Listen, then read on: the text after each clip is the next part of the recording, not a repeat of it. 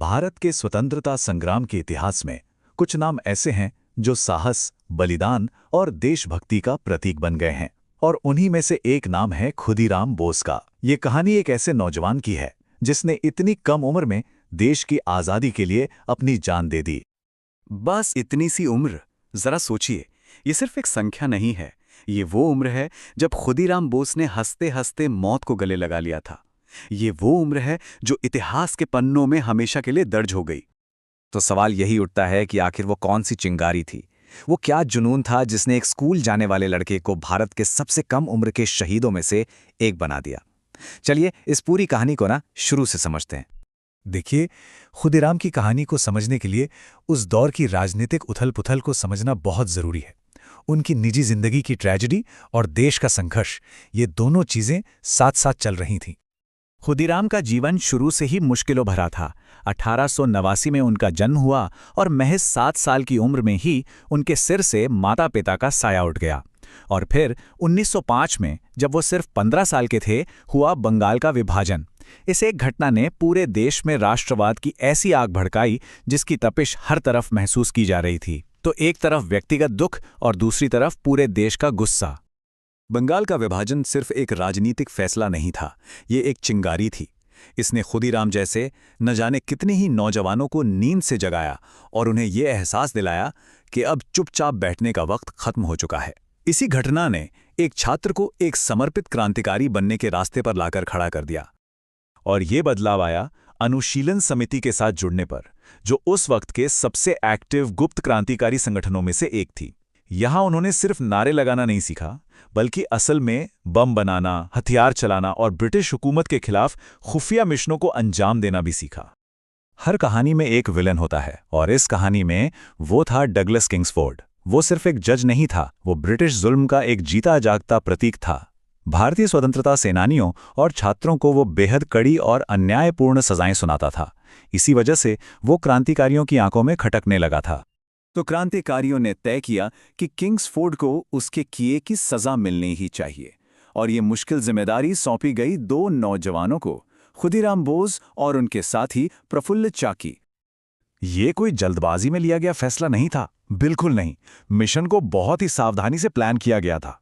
दोनों मुजफ्फरपुर पहुंचे और कई दिनों तक किंग्सफोर्ड की हर एक हरकत पर नजर रखी। वो कब और कहां जाता है, कौन सी बग्घी इस्तेमाल करता है और उसका रोज का रास्ता क्या है। तैयारी एकदम पक्की थी। और फिर आई वो रात जिसने भारतीय स्वतंत्रता संग्राम का रुख हमेशा के लिए बदल दिया। दांव पर 2 नौजवानों की जिंदगी थी और एक पूरे राष्ट्र की उम्मीदें। तारीख थी 30 अप्रैल 1908। रात के लगभग 8:30 बज रहे थे। यूरोपियन क्लब के गेट पर जैसे ही एक बग्घी बाहर निकली, खुदीराम और प्रफुल्ल ने उस पर बम फेंक दिया। एक जोरदार धमाका हुआ और एक पल के लिए उन्हें लगा कि उनका मिशन कामयाब हो गया। लेकिन किस्मत को कुछ और ही मंजूर था। उस बग्घी में किंग्सफोर्ड था ही नहीं, उसमें बैरिस्टर प्रिंगल कैनेडी की पत्नी और बेटी सफ़र कर रही थीं, जिनकी इस हमले में दुखद मौत हो गई। मिशन अपने असल लक्ष्य से तो चूक गया था, लेकिन इसने एक ऐसी घटना को जन्म दे दिया था जिसकी गूंज पूरे देश में सुनाई देने वाली थी। धमाके के बाद जो हुआ वो हिम्मत और बलिदान की एक ऐसी कहानी है जो आज भी रोंगटे खड़े कर देती है। अब कहानी का रुख गिरफ्तारी और उस ऐतिहासिक मुकदमे की तरफ बढ़ता है जिसने पूरे देश का ध्यान अपनी ओर खींच लिया था। बम फेंकने के बाद दोनों क्रांतिकारी अलग अलग दिशाओं में भागे। प्रफुल्ल चाकी को पुलिस ने घेर लिया, लेकिन उन्होंने अंग्रेजों के हाथ आने के बजाय खुद को गोली मारकर शहादत को चुना। खुदीराम बोस दूसरी दिशा में भागे, लेकिन वो भी ज्यादा दूर तक बच नहीं सके। जरा सोचिए, एक 18 साल का लड़का नंगे पैर पूरी रात और फिर सुबह तक करीबन 30 किलोमीटर तक चलता रहा। आखिरकार उन्हें वैनी रेलवे स्टेशन पर पकड़ लिया गया। मुकदमा बहुत तेजी से चला। 21 मई को शुरू हुआ और 13 जून को फैसला भी आ गया, सजाए मौत। लेकिन इस पूरे दौरान खुदीराम के चेहरे पर डर का एक शिकन तक नहीं था। फांसी से ठीक पहली रात जब जेल के गार्ड ने उनसे उनकी आखिरी ख्वाहिश पूछी, तो पता है उन्होंने क्या कहा? बस इतना, मुझे कल सुबह जल्दी जगा देना। इन शब्दों में कोई घबराहट नहीं, कोई पछतावा नहीं, सिर्फ एक शांत स्वीकृति थी। ये उनके बेमिसाल साहस का सबसे बड़ा सबूत है। और अगली सुबह 11 अगस्त को वो मुस्कुराते हुए फांसी के मंच की तरफ बढ़ गए। वहां मौजूद लोगों ने लिखा है कि उनके चेहरे पर एक अजीब सी शांति और गर्व का भाव था।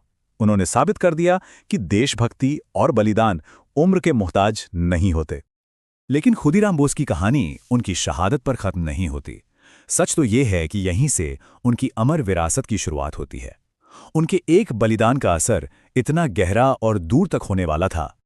जैसे ही उनकी फांसी की खबर फैली, मानो पूरे देश में, खासकर बंगाल में, शोक और गुस्से की एक लहर दौड़ गई। छात्रों ने जबरदस्त विरोध प्रदर्शन किए, सड़कों पर जुलूस निकाले गए और कवियों ने उनकी बहादुरी पर ऐसे गीत और कविताएं लिखीं जो आज भी गाई जाती हैं। साफ था, उनका बलिदान बेकार नहीं गया था। इसने सो रहे राष्ट्र को झकझोर कर रख दिया था। नौजवानों के दिलों में क्रांति की एक नई ज्वाला जला दी थी और खुदीराम बोस को एक लोकनायक, एक फोक हीरो बना दिया था। वो आज़ादी के संघर्ष का एक अमर प्रतीक बन गए। और आखिर में यही एक बात सोचने पर मजबूर करती है। सिर्फ 18 साल का एक जीवन, लेकिन एक ऐसी विरासत जो अनंत है, जो आने वाली ना जाने कितनी ही पीढ़ियों को प्रेरणा देती रहेगी। खुदीराम बोस ने यह साबित कर दिया कि एक छोटी सी चिंगारी भी पूरे जंगल में आग लगाने के लिए काफ़ी होती है।